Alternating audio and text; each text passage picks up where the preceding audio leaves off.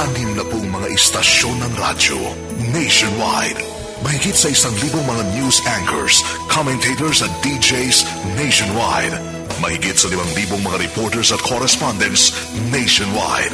Buong araw na naglilingkod nationwide. Balita at komentaryong dapat niyong malaman. Serbisyo publikong may aksyon agad.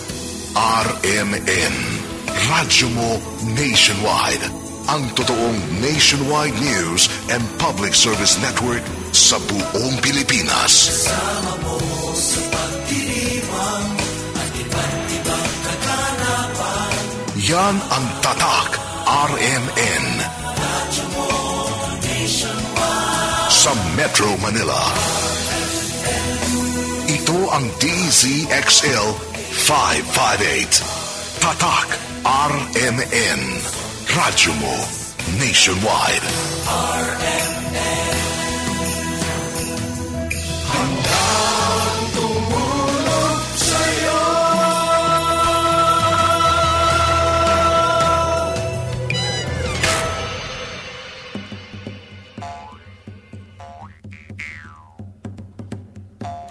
Halina't pakinig sa bagong programa na gawa ng mga bata para sa mga bata. Kasama ang kababaihan at buong pamayanan.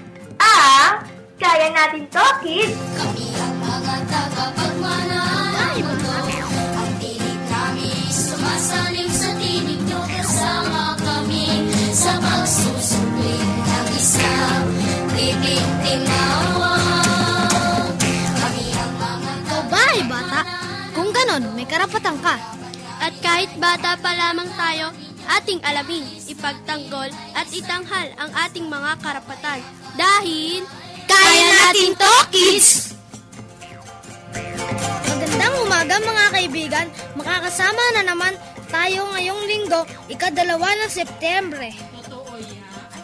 Totoo yan. Maupay nga aga sa tanan. Sa lahat ng mga taga-subaybay ng Kaya Natin To, Kids, ang programang inyong napapakinggan tuwing linggo ng umaga, alas 10 hanggang alas 11. Ito ang Kaya Natin To, Kids! Mga kasama po natin, hindi pala ako yun. makakasama po natin ngayong umaga ang ating katsikahan si Tita Jang Monte mula sa Gabriela Women's Party. At, nako, kanino ba yung tinig na narinig nyo? Dahil may bago tayong mga friends ngayong umaga. Si Malik Maynigo, 11 taong gulang mula sa Barangay Santo Niño, Marikina City. At si Joy. Si Joy yung narinig ninyong napakagandang tinig. 14 na taong gulang na mula din sa Barangay Santo Niño ng Marikina. Salamat, Tita Jang. Ang Kaya Natin To, Kids ay programang gawas ng mga bata para sa mga bata kasama ang kababaihan at buong pamayanan. Sa tulong ni na Tita Jang, kami ni na Malik ang inyong magiging mga broadcaster, reporter, writer, radio drama, talent at marami pang iba. At ang programang Kaya Natin To, Kids ay daluyan ng edukasyon, impormasyon at diskusyon hinggil sa karapatan ng mga bata, ng mga kababaihan at syempre pa ng buong komunidad. Gayon din, tatalakayin natin ang iba't ibang mga issue at mga pakikibaka. Higit sa lahat, iikot ang ating talakayan tungkol sa pang-aabuso sa mga bata at paano ipagtanggol ang ating mga karapatan. Gayon din, syempre, may itutulong nating mga bata sa ating komunidad at buong pamayanan. Tama, tingin nyo ba, Joy, Malik, may magagawa ba kayong mga bata? Syempre, kasi Kaya Natin To, Kids! At ang programa pong ito ay inihahatid sa atin ng Association for the Rights of Children in Southeast Asia o ARCSEA. At syempre, ang Gabriela Women's Party List. Sa pagtulungan ng Department of Social Welfare, ang development at ng DZXL. Kaya, halina kayo't makinig, maaliw, maantig at makilahok sa isang oras ng natatanging programa na gawa ng mga bata para sa mga bata kasama ang kababaihan at ang buong pamayanan. Ito ang Kaya Natin To, Kids! Napakagandang morning. Mayong aga na imbag na bigat muli sa lahat ng ating mga tagapakinig dito sa Kaya Natin To Kids. Noong nakaraang linggo ay napag-usapan dito ang KN2K ang tungkol sa breastfeeding bilang natatanging mapagkukunan ng wastong at tamang nutrisyon para sa mga sanggol at bata. Tama ka dyan, Malik. Nakakwentuhan pa nga last week ni Aya at JC si Tita Mad Santiago, ang Executive Director ng Association for the Rights of Children in Southeast Asia o ARCSEA. Totoo yan, friends. Last week nga ay ang dami ng mga colors at textures ang sumali sa ating naging usapan. Ay, oo nga. Yung iba nga hindi na natin napaunlakan kaya babatiin din natin sila mamaya. Nga pala, Malik, pwede ba silang patuloy na sumali sa ating usapan hanggang ngayong linggo? Di ba, Joy? Tama ka, Tita Jang. Sa mga friendship natin, kung may mga tanong o comments, maaari kayong tumawag at mag-text sa mga hotline ng RMN para sa mga Sun users 0933-130-2760. At para sa mga Globe users, 0927-863-7771.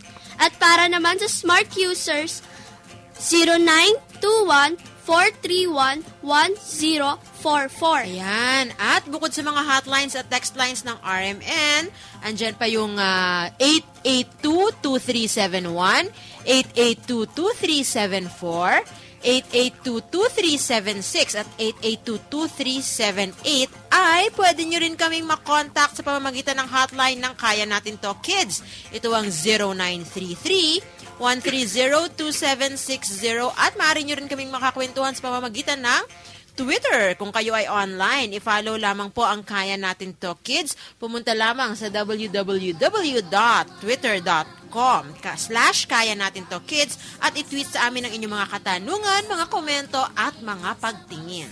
Makikita ninyo pa rin ang mga updates tungkol sa Kaya Natin To Kids sa Facebook page ng ARCSEA sa www.facebook.com/ARCSEA Child Rights.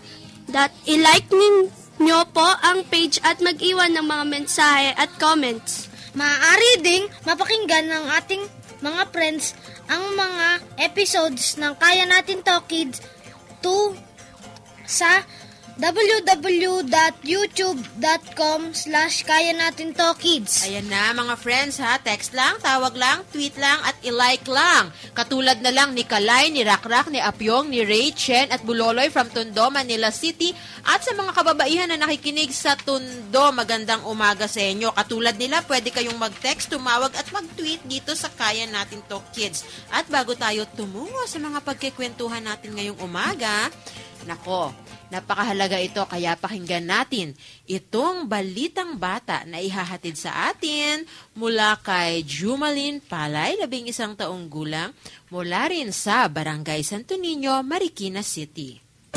Balita mula sa mata ng bata, Balitang Bata.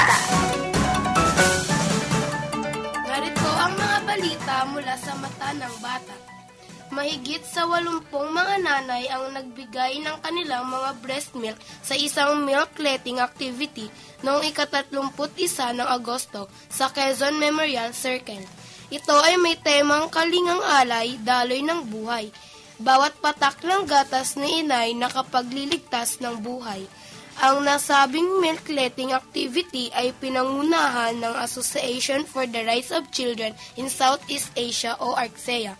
Sa pakikipagtulungan sa Office of the Vice Mayor Joy Belmonte at ng Samahan ng Maritang Kababaihang Nagkakaisa, dumalos sa milk letting si Quezon City Councilor Jessica Daza at si Gabriela Women's Party List Representative Amy De Jesus. Ani Tita Mad Santiago, Executive Director ng ARCSEA. Ang milk letting activity noong Biyernes ay hindi lamang hinggil sa pag-promote ng breastfeeding at pagtulong sa mga sanggol sa Neonatal Intensive Care Unit ng PGH, kundi ito rin ang nagpapakita ng ARCSEA ng kanyang mariing pagtutol sa mga hangarin ng mga kumpanya ng gatas na amyendahan ang National Milk Code. Sa Setyembre 4 ay tatalakayin ng Joint Committee hearing ng Committee on Health at Committee on Trade and Industry sa Kamara ng hingil sa mga amendment sa EO 51 o National Milk Code. Kaya nga't noong Biyernes nagsuot ng pins ang mga dumalo na may panawagang promote breastfeeding, no to formula milk sa ibang balita. Niyanig ng magnitude 7.7 na lindol ang silangang bahagi ng Pilipinas noong Biyernes, August 31, na naging sanhi upang itaas ang tsunami alert level 3 sa ilang bahagi ng bansa. Sa ngayon ay binawi na ang tsunami alert at nagsibalik na ang nagsilikas na mga residente. Ramdam ang nasabing lindol mula Luzon hanggang Mindanao na nasa silangan bahagi dahil ayon sa PVOLS ay buong Philippine Trench ang gumalaw. Ang nasabing lindol ay may epicenter sa may bandang Giyan, Eastern Samar. Samantala, binabantayan naman sa ngayon ng isang low-pressure area na nasa layong 725 kilometro sa silangan ng Eastern Visayas. Bahagyang naapektuhan nito ang hanging habagat. Mula sa Bata News Network, ito po si Jumalim Palay nag-uulat para sa Kaya Natin To Kids. Kami ang mga tagapagmana ng mundo. Ang tinig kami sumasalim sa tinig nyo. Kasama kami sa pagsusumli ng isang tinig awa. Ayan, mga mothers, September na at Burr months na naman. Ako, nung nakaraang September 1 kahapon, nakarinig na ako ng Christmas song. Ikaw ba, Malik, nakarinig ka na ng Christmas song kahapon? Oo naman. Anong narinig mo? Jingle bell, jingle bell. Wow, talaga naman may pasample pa. Ayan, napaka-talented talaga. Ikaw, Joy? Medyo wala pa naman po. Nako, kahapon pagsakay ko ng jeep, ay nako, Christmas song na agad ang narinig ko. At dahil nga nalalapit na nga ang Kapaskuhan, maraming stressful na events at busy in the coming months. Pero alam nyo, hindi ito dahilan pa mga nanay, mga mothers, para pabayaan natin ang ating mga sarili. Kaya, heto ang ilang mga beauty tips mula kay Teacher Jem Alonso ng Batibot Early Learning Center sa Sitio Olandes, Barangay IVC, Marikina City para sa ating tips para kay nanay. Tips! Nanay! Para kay nanay! Mga nanay, kayo ba ay gumagamit ng mga mamahaling body scrub? O di kayo nais yung gumamit pero walang pambili? Naku, may mas murang paraan dyan. Ang body scrub ay isang mahalagang bagay para i-maintain ang ating kalinisan at kagandahan. Mula pa noong panahon ni Cleopatra sa Ehipto, ay ginagamit na ito. Ngunit, hindi mo kailangang maging Cleopatra para makapaglagay ng body scrub. May mga ingredients sa bahay na pwede tayong gamitin. Kailangan natin ng kutsara, mangkok, at lalagyan o container. Una, kailangan mo ng asin o kaya ay asukal. Pumili kung gaano kagaspang o kapino. Pangalawa, ang 2 parts na asukal o asin ay lagyan ng 1 part coconut oil bilang moisturizer. Pangatlo, dagdagan ng kaunting pampabango tulad ng vanilla o citrus fruit o rosas. Marahang haluin at panatilihin upang matunaw ang asukal o asin sa oil saka dagdagan ng pampabango. Gamitin bilang body scrub sa pagligo. Patagalin ng kaunti ang body scrub sa katawan bago banlawan ng maigi.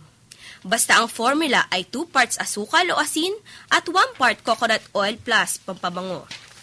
Para sa hiyang na kagandahan ng kababaihan, ito po si Teacher Jem para sa tips para kay nanay. Kami ang mga tagapagmana ng mundo. Ang tinig namin sumasalim sa tinig nyo. Ayan, salamat sa ating tips para kay nanay. Sa linggong ito na ibinigay sa atin ni Teacher Jem Alonso, nakatutok pa rin kayo sa Kaya Natin To Kids. Kasama nyo pa din kami ang inyong kakwentuhan ngayong linggo ng umaga. Ako si Joy. Ako si Malik. At ako naman po si Jang Monte ng Gabriela. At nako, bago tayo magpatuloy, ang dami-dami na kagad na gustong magpabati at mag-texto. Sino yan? Nakikita mo ba, Malik? Sino yung mga nagpapabati?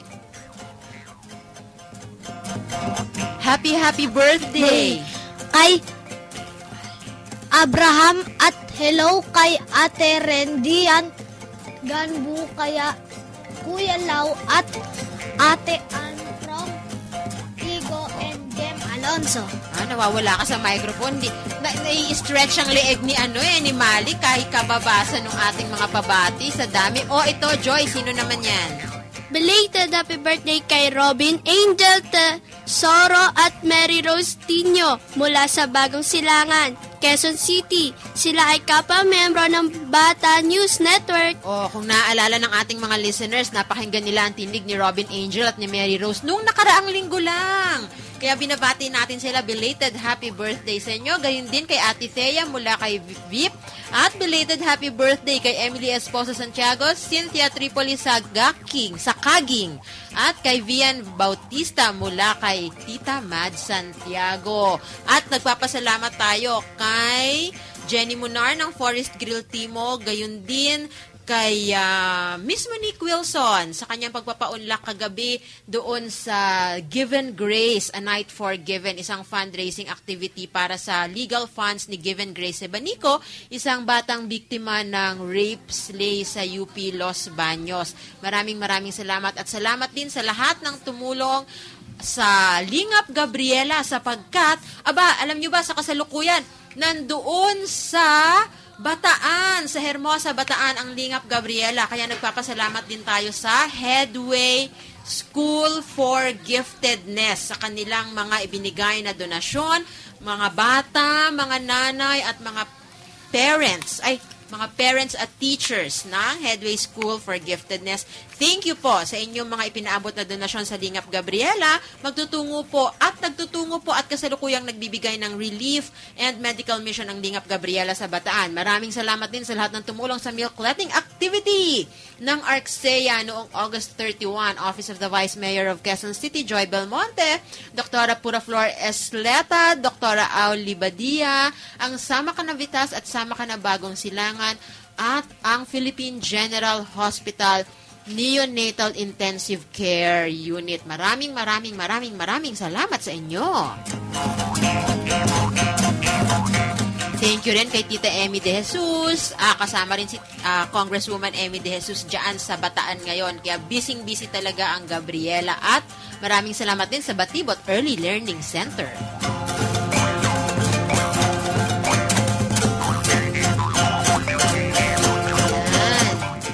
Nanay din ng Sitio Olandes Marikina, maraming salamat din sa inyo. Ang dami-dami nating pinapasalamatan dahil napaka-successful talaga ng milk letting activity ng Gabriela at ng ARCSEA. Ngayon naman, pakinggan natin itong napakagandang awitin mula naman sa rehiyon ng Cordillera. Mula sa Dapayan Tikultura Iti Cordillera, pakinggan natin itong awiting Danum.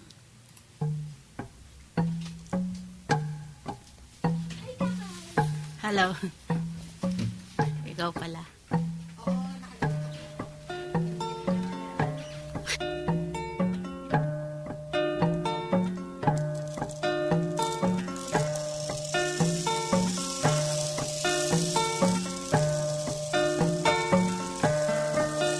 Kaslaat kumaken ka udanum hanapik sa tagayo sa Operation Filipino. Ingana waya uway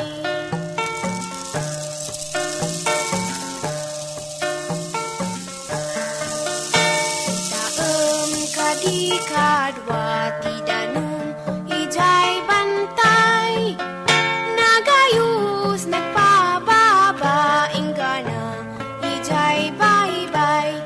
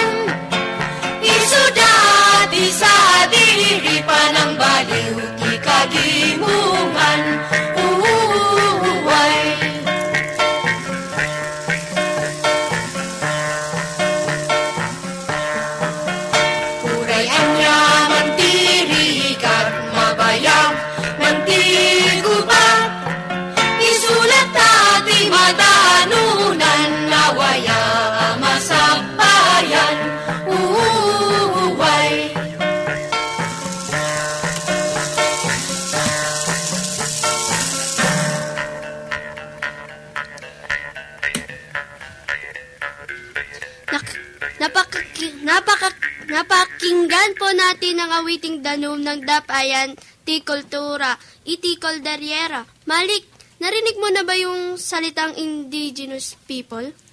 Di ba sila yung mga katutubong tulad ng Dumagat, Igorot, Ipugaw, Tibuli, Manobo, at marami pang iba? Yung pala yun eh. Bakit kaya ang daming mga iba't ibang indigenous people sa bansa? Bakit nga kaya, Tita Jang? Aba, yung tanong na yan, mabuti pang aalamin natin mula sa bisita natin ngayong linggo dahil, nako, tiyak ko masasagot niya yan at marami pang iba tungkol sa mga indigenous peoples, mga katutubo o IPs dito sa ating segment na Usapang Bata. Sino ba yung Usapang Bata?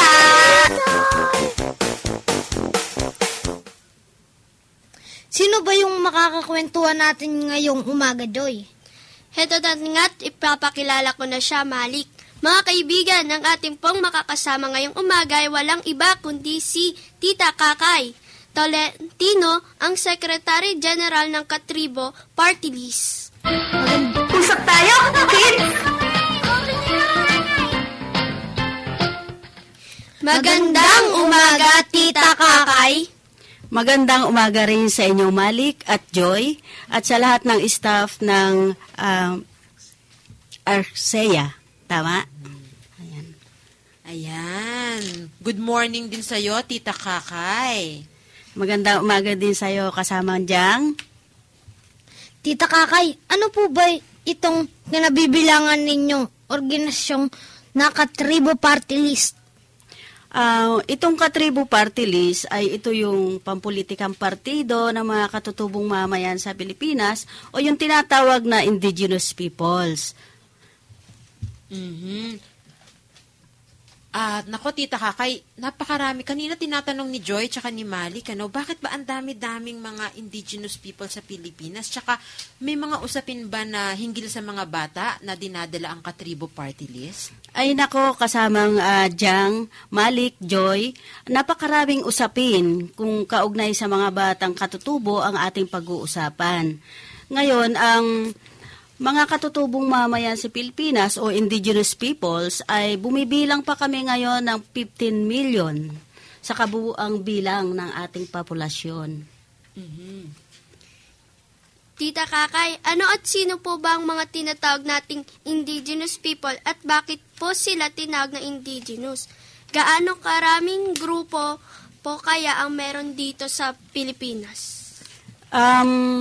Itong tinatawag na indigenous peoples ay ito yung mga lahing pinagmula ng mamayang Pilipino na kung saan sa pagsakop ng mga dayuhan mula pa nung Kastila hanggang sa kasalukuyan, ito yung mamayang nagtanggol sa kanilang mga karapatan at mga lupain at teritoryo na hanggang sa ngayon ay patuloy na sinasakop ang kanilang teritoryo at sila din ay yung masasabing sila lang yung may natitirang kultura ng kolektibong pagpapasya at kolektibong pagtatanggol sa kanilang sarili at sa kanilang mga kabuhayan tulad ng lupa at iba pa. Tita Kakay, ano po ba yung mga katutubong grupong kinabibilangan ninyo? Ako ay isang alta dumagat mula sa Sierra Madre. Aba, napakagandang lugar niyang Sierra Madre na yan. Pag-uusapan natin yan mamaya at aalamin natin. Tita Kakay, halimbawa, yung Alta Dumagat, sinasabi mo kanina yung kolektibong pamumuhay, kolektibong pamumuno. Sa inyo ba pinapractice yan? Ang kasamang diyang, alam mo naman ang kasaysayan ng pananakop ng mga dayuhan, ito ay marahas, Kaya yung kolektibong pamahala namin, kolektibong pagpapasya ng mga dumagat ay hindi na gano'n na isa sa praktika. Dahil ang inabot ng aming pampulitikang kalagayan sa kasalukuyan ay umabot lang kami sa angkan at hindi sa antas ng tribo. Ang mga dumagat. Ang mga dumagat. Kaya sa usapin ng kolektibong pagpapasya, nagagawa namin ito sa antas lamang ng pamilya at angkan. Ano ang mga karaniwang kinabubuhay? Halimbawa, dun muna tayo sa mga dumagat.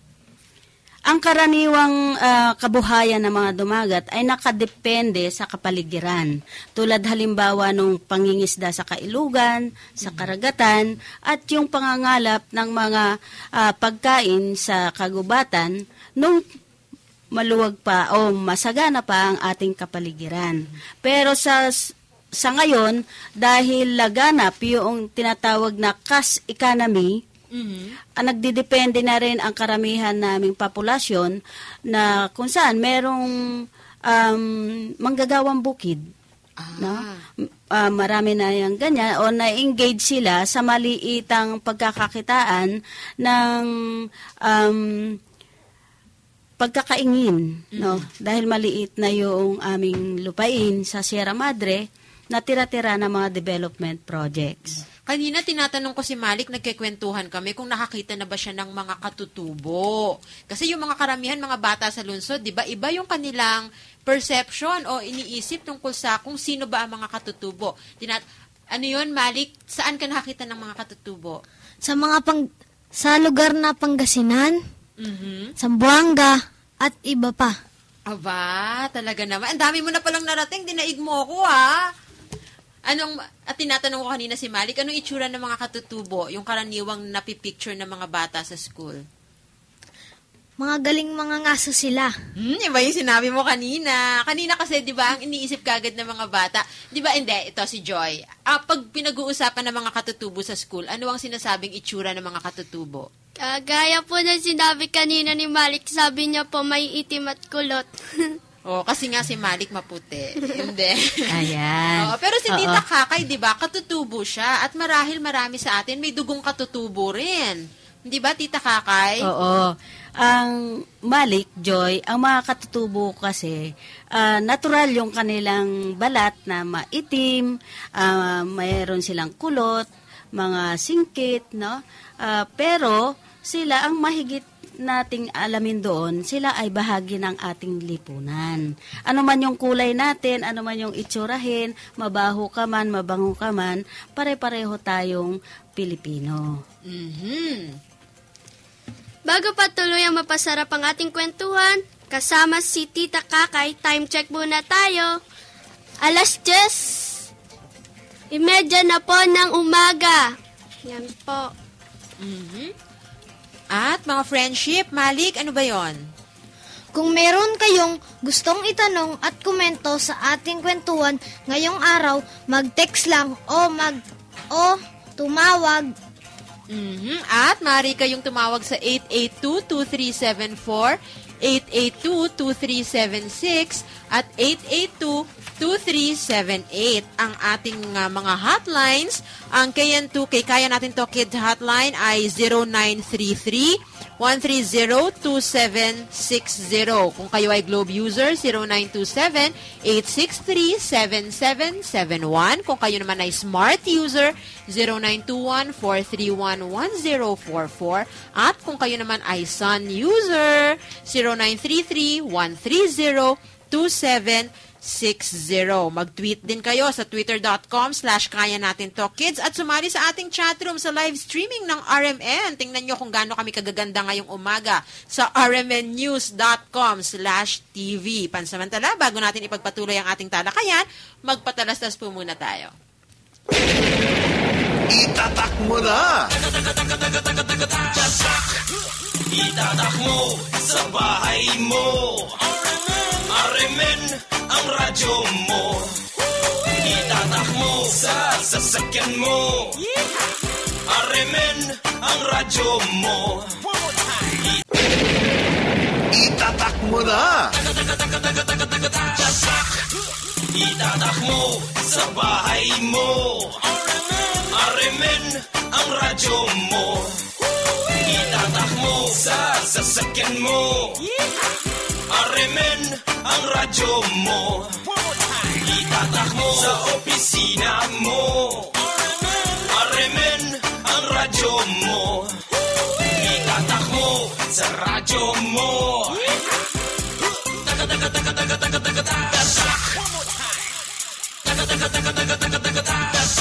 Sa radyo mo. RMN. Anak, huwag na mag-TV. Nay! Anak, huwag na mag-electric fan. Nay! Nagtitipid tayo. Tipid ka nga ng tipid. Taas naman sila ng taas. Ito po si Teddy Casino ng Bayan Muna. Huwag nang dagdagan ang pahirap sa bayan. Ibaba ang presyo. Yan ang kailangan. Kami ang mga tagapagmana ng mundo.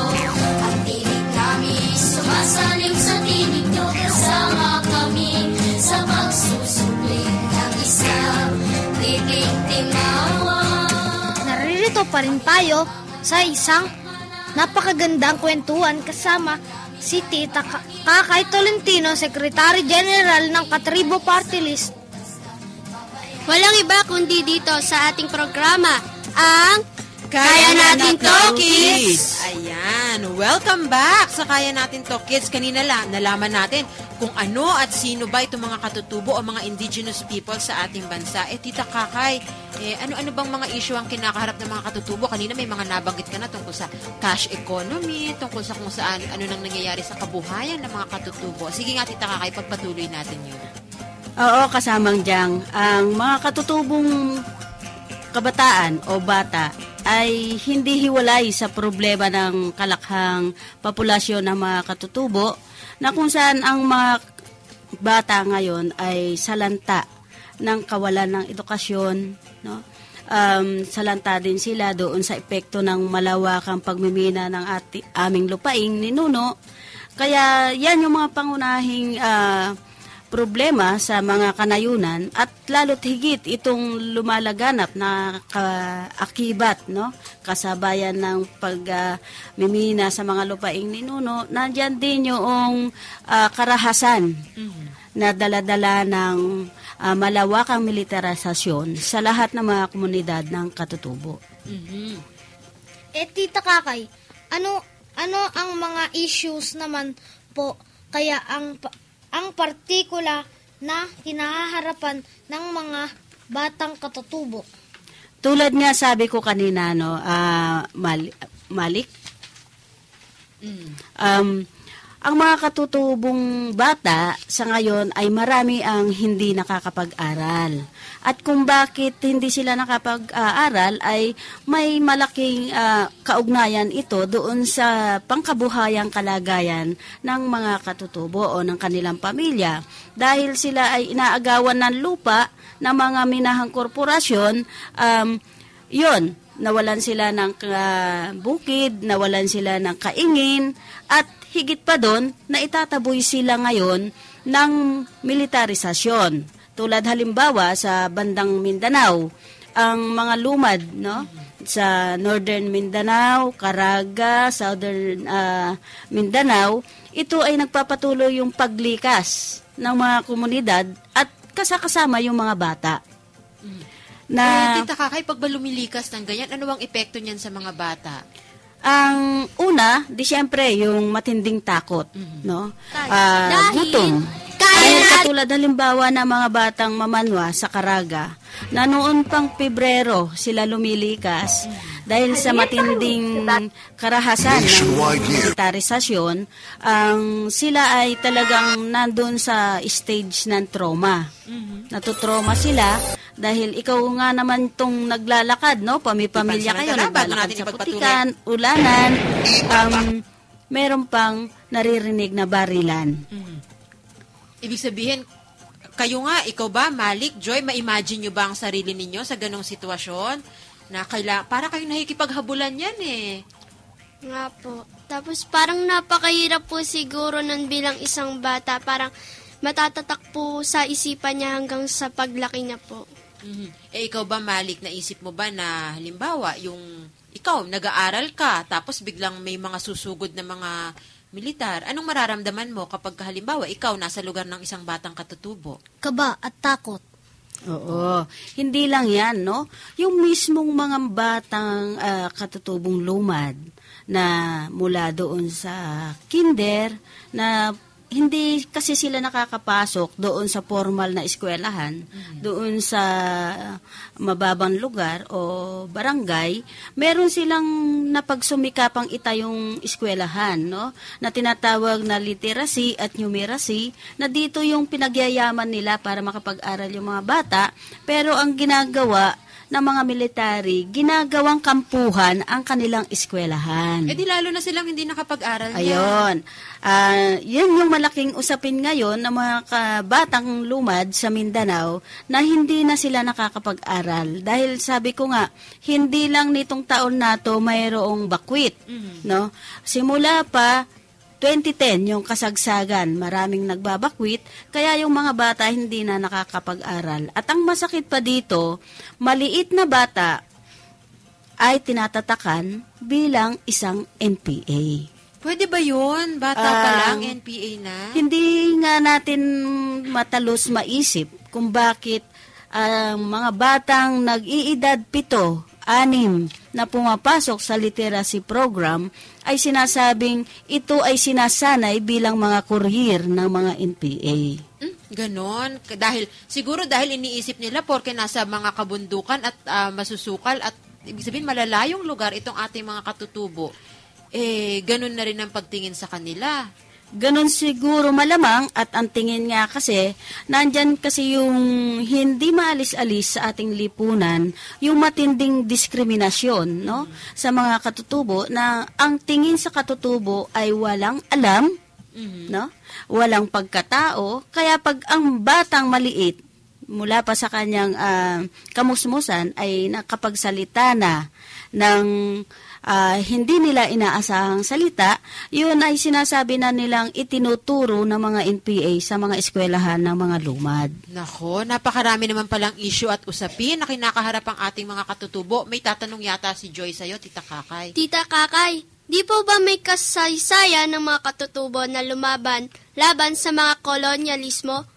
Kaya napanatili nila ang kanilang pagkakakilanlan. Paano po ipinagpapatuloy ng mga katutubo ang kanilang mga karapatan at kagalingan sa kasalukuyang panahon?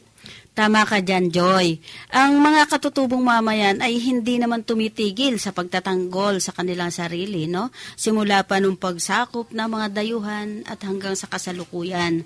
Na yun ay pinanatili, napanatili nila doon sa pagtatanggol sa lupa, na kung saan yung nakikita nating lugar nila ngayon ay tira-tirahan na lang yan ng pagsakop. Na ganun sila nagsusumikap, matinding paglaban yan, na ang mga bata ngayon ay kasakasama sa pagtatanggol sa kanilang sarili. Na yung antas ng edukasyon o yung ginagawa nila ngayon na pag-aaral sa literacy ay isang bahagi ng kanilang pagtatanggol sa sarili para hindi na lang masabi na ang mga katutubo ay walang alam. Paano naman po makakatulong ang mga batang katutubo sa panawagan at pakikipaglaban ng mga katutubo?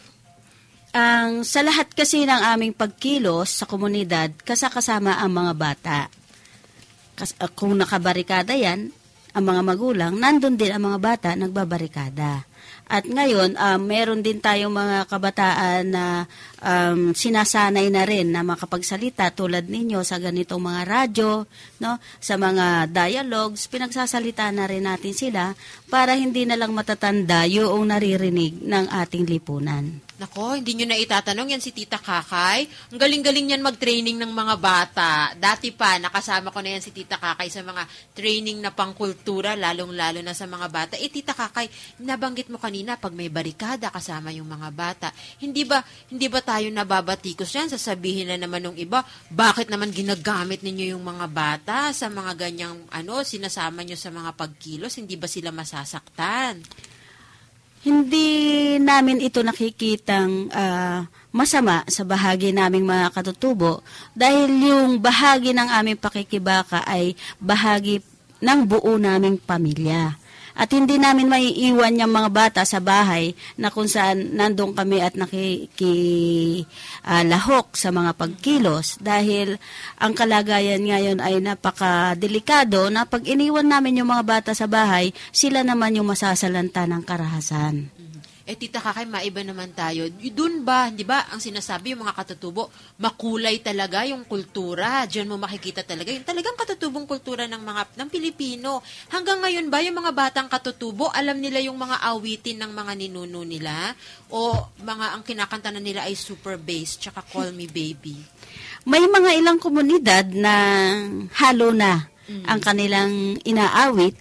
Subalit, naroon pa rin talaga, hindi naman nila maalis yung katutubong mga awitin, pananalita, mga ganyan. Kaya pagpunta natin sa komunidad, ang mga bata, halo ang maririnig mo. May kumakanta rin ng kung ano, dekadenteng awitin, tulad ng mga awitin dito sa syudad. At syempre, gusto rin kasi nilang ilahok yung sarili nila doon sa mas malaking populasyon ng ating lipunan. Kaya parang inaangkop nila yon, ina-adapt nila yung mga awitin, yung mga gawi, pero nandun pa rin naman yung pagpapanatili. Halimbawa, kung mayroon kaming pagtitipon, yon, doon lumalabas. Special kasi yan no? Special na pagtitipon. Kaya dyan lumalabas yung mga rituals, yung mga awitin, at lahat ng mga sayaw. Gusto nyo bang hinga natin si Tita Kakay ng sample?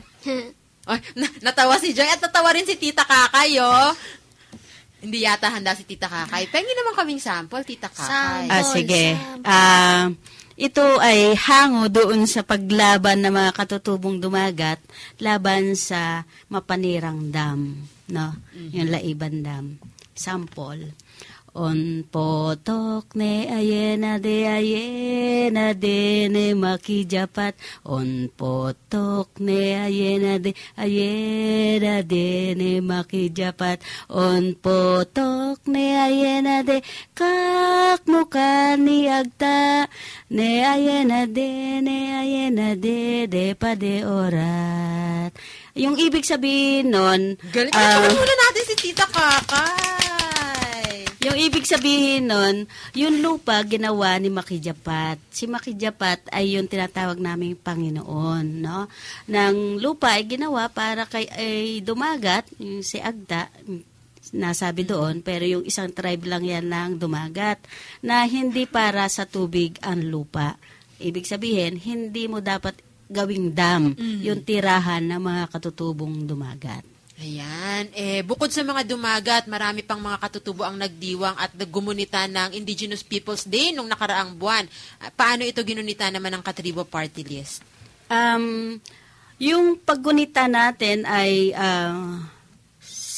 synchronized, no? May ginawang pagdiriwang sa Cordillera, sa Mindanao, sa Palawan, sa Southern Tagalog, at dito sa Kamaynilaan, naglunsad tayo ng isang kilos protesta na ang mga katutubong mamayan ay pumunta doon sa paanan ng Mendiola para muli nating irehistro yung matinding pagtutol ng mga katutubong mamayan laban dito sa malawakan at mapanirang pagmimina ng mga lupaing ninuno. Baka mayroon pong mga activities sa Katribo Party List na nais ninyong imbitahan ang ating mga listeners. Oo, tama yan. Napapanahon at nitong September 10 ay magkakaroon kami ng dialogue sa DepEd kaugnay ng mga karahasan nga at mga paggamit ng mga military na mga eskwelahan ng mga lumad sa Mindanao at gayon din yung tinatawag na vilification, pagpaparatang sa mga katutubong mag-aaral mula Cordillera, Mindoro, Palawan hanggang Mindanao, na ito yung ihaharap natin sa DepEd, no? At sa bandang hapon, magkakaroon tayo ng forum kasama yung mga suportang grupo mula sa Taong Simbahan at iba pa. So may forum, saan nga ito gaganapin? Dito sa may isang seminaryo sa Along E. Rodriguez, no? Kasama natin dito yung CRC, isang organizer ng forum dyan, at saka ng Rural Missionaries of the Philippines at yung Kalipunan ng mga katutubong mamayan sa Pilipinas. At nako, may nag-text sa atin si Leo ng Caloocan City. Basahin mo nga, Joy. Magandang umaga po, si Leo po ito. ng Caloocan City. Napakaganda ng inyong talakayan ngayong umaga. Napakahalaga malaman ng tagapakinig ang kalagayan ng katutubo lalo na ng mga bata. Para na kasi silang tinalikuran at pinabayaan at isinawalang bahala ng gobyerno. At magandang umaga rin kay Mami Ens ng Masbate na nakikinig sa atin. At good morning sa Kaya Natin to Kids, si Tita Mel, si pinsan niya ni Mami Ens, yan, dyan sa Baleno, Masbate. Magandang umaga sa inyo. Mamaya babasahin natin yung iba pa nating mga texters at mga nagpapabati. Ayan, nakakwentuhan po natin si Tita Kakay Tolentino, Secretary General ng Katribo Party List. Maraming salamat po, Tita Kakay, sa inyong pagdalo sa ating usapang bata dito sa Kaya Natin to Kids. Salamat, Tita Kakay, at sana sa mga susunod pang panahon, i-update din natin ang ating mga tagapakinig tungkol sa mga aktibidad ng Katribo Party List. Thank you, Tita Kakay. Maraming salamat, Malik, Joy, at kasamang Jang at sa lahat ng mga staff ng Arxeya. Ayan, napakaganda ng ating naging usapan ngayong umaga, ha? Marami ba kayong natutunan kay Tita Kakay, Malik, Joy? Oo naman.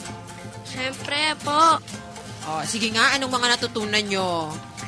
Pag-aaralan natin sa susunod yung kanta na inawit ni Tita Kakay. Nako, mahalaga yung mga awiting yan. Hindi lang dyan, pati yung kaninang pinakinggan natin yung awitin mula sa Cordillera. Napakagagandang awitin na nagpapakita ng ating kultura at, nako, nagpapakita rin ng pakikibaka at paglaban ng mga kapatid nating katutubo. Kami ang mga tagapagmana ng mundo. Ang tinig namin sumasaling sa tinig nyo. Kasama kami. Ay, oo naman po, Tita Jang. Ay, oo naman po, Tita Jang. Ang dami kong natutunan tungkol sa mga katutubo. True, liban pa doon, nalaman din natin ang mga issue at pakikibaka nila. At syempre, di ba, sabi nga ni Tita Kakay, kasama ang mga batang katutubo sa lahat ng mga issue na ipinakikipaglaban nila. Kaming mga bata ay hindi pa huli sa paggamit ng talento at kakayahan para sa pagtaguyod ng aming mga karapatan. Tama, dahil tayo ay mga batang mulat at ang batang mulat ay huwaran. Kahanga-hanga, mangha-mangha, huwarang bata. Swerte na ang kanilang pamilya kung nakakakain sila ng 2 beses sa isang araw. Hindi siya tamad. Malawak ang lupain ng kanilang pamilya na maaaring sakahin. Ngunit wala naman silang binhi at mga gamit pang tanim. Hanggang grade 4 lamang ang natapos niya. Di lang dahil walang pangtustos sa kanya. 3 oras ang lakaran upang maabot niya ang kanyang paaralan. Mahirap pumasok na kumakalam ang sikmura. Madalas siyang naglalakad ng nakayapak at tinatawid ng mga burol upang makapag-aral lamang. Gustuhin man niya, di kaya ng kanyang mga magulang na suportahan ito.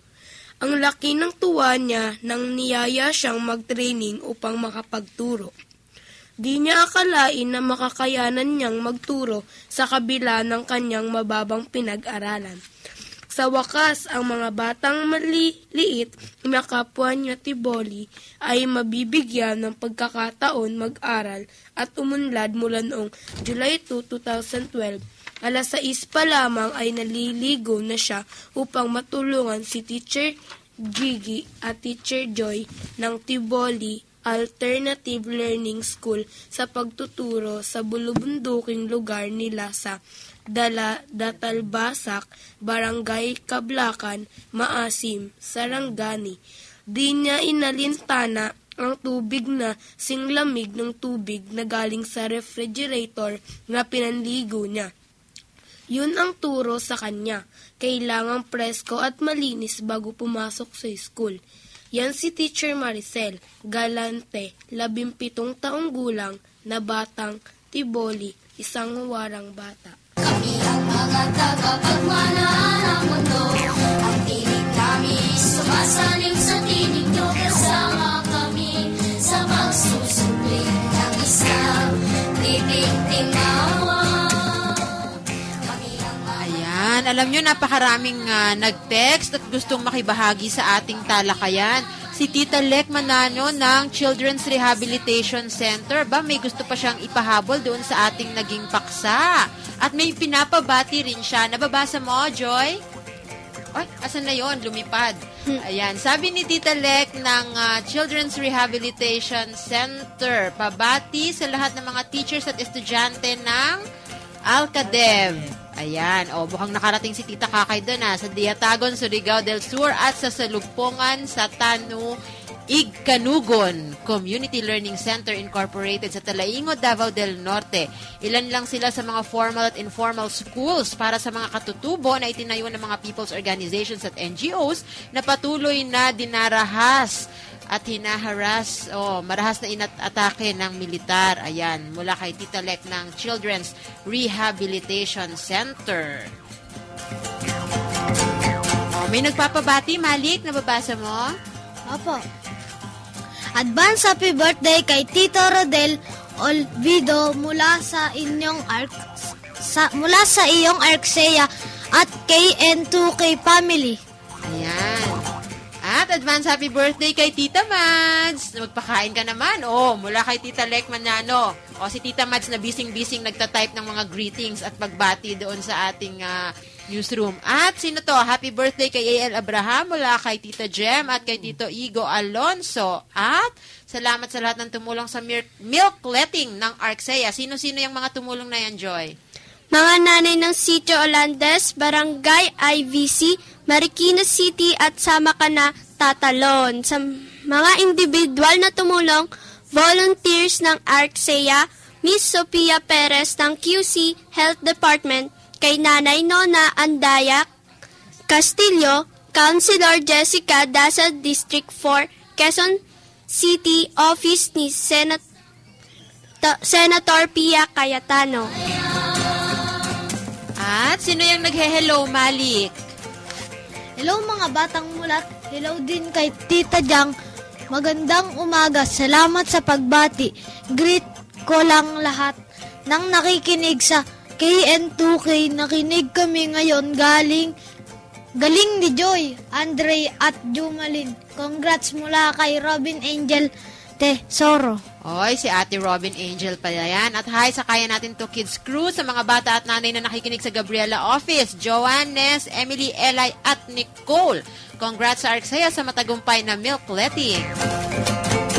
May nananawagan dito sa may Payatas A Campo, Barangay Ilang-Ilang, sa may Cuevas Bakery.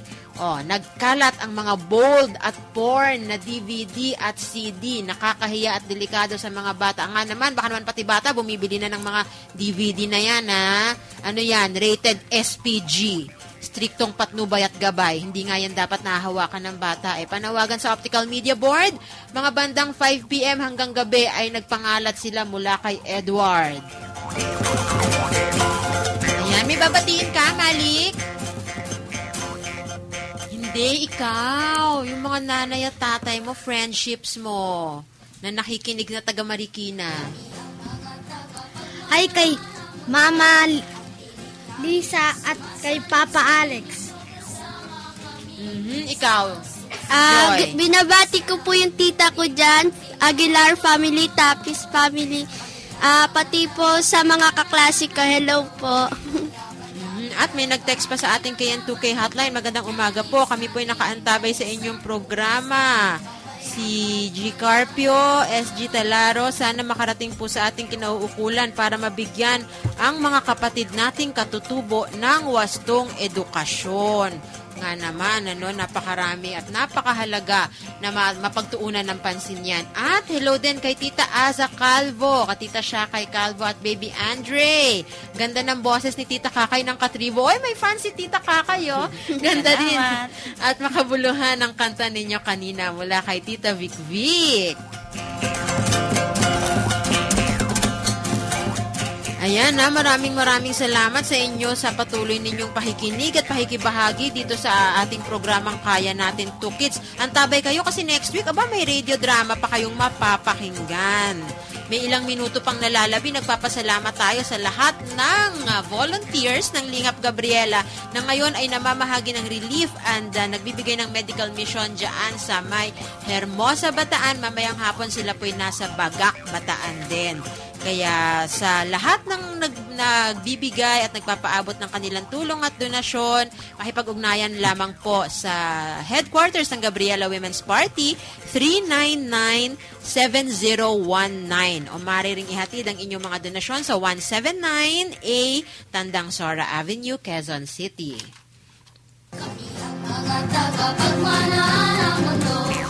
Ayan. At nako, sino pa? Ikaw ba, Jumalin, may babatiin ka? Uy, nahihiya. Ayan na. At nakasama nga natin ngayon itong ating mga Bata News Network mula sa Marikina. Kasi last week, di ba, mga taga-Bagong Silangan.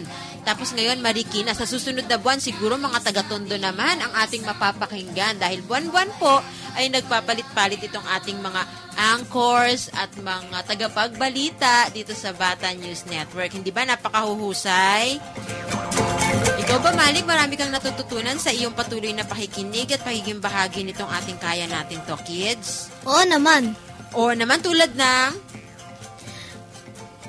pag-aalam sa mga karapatan ng mga bata at mga... Sino pa? Ikaw naman, Joy. Dito po matutunan natin at may bahagi natin ang ating mga nalalaman sa kapwa nating bata. Yun lang po. Di ba? At sana kayo rin ng mga batang nakikinig, marami rin kayong natututunan dahil nako, linggo-linggo po, na punong-puno, siksik-liglig at nag-uumapaw ang ating palatuntunan. At mag-aalas 11 na, kaya nga dito po nagtatapos ang ating Kaya Natin 2 Kids episode ngayong linggo. Kung hindi nyo po nasimulan, pakinggang muli ang episode na ito sa ating YouTube channel, bumisita lang sa youtube.com/Kaya Natin 2 Kids. May pahabol na pagbati. Hello, Gemma Palay, Teacher May at Nanay Milag. Kay Ma'am Yoli Eyaldama, Hazel Dizon at Misty Lorin na nakikinig. At kay Sir Justin ng UP-CSWCD College of Social Work and Community Development na nakikinig sa Kaya Natin 2 Kids. At maraming salamat. Malik, kanino tayo magpapasalamat? Maraming salamat sa ating... Sige, maraming salamat sa mga kakwentuhan ngayon umaga. At maraming salamat din siyempre sa lahat na nakikinig. Tuloy-tuloy lang po ninyo kaming chikahan sa Twitter. Bumisita lamang sa www.twitter.com/Kaya Natin 2 Kids. Tweet lang ng tweet, mga friends. Siyempre, i-like nyo rin po ang Facebook page ng ArcSeya sa www.facebook.com/ArcSeya Child Rights. Mag-iwan kayo ng mga komento kahit anong tanong sa pamagitan ng Facebook. At magandang umaga sa anak kong si Viel. Kasama niya sa kanyang daddy na nakikinig ngayong umaga sa Kaya Natin 2 Kids. Inaanyayahan namin kayong muling makinig sa susunod na linggo sa parehong oras. Magsama-sama tayong makinig, maaliw, maantig at makilahok sa isang oras ng natatanging programa ng mga bata para sa mga bata. Kasama ang kababaihan at pamayanan. Ito ang Kaya Natin 2 Kids. Kami ang mga tagapagmana.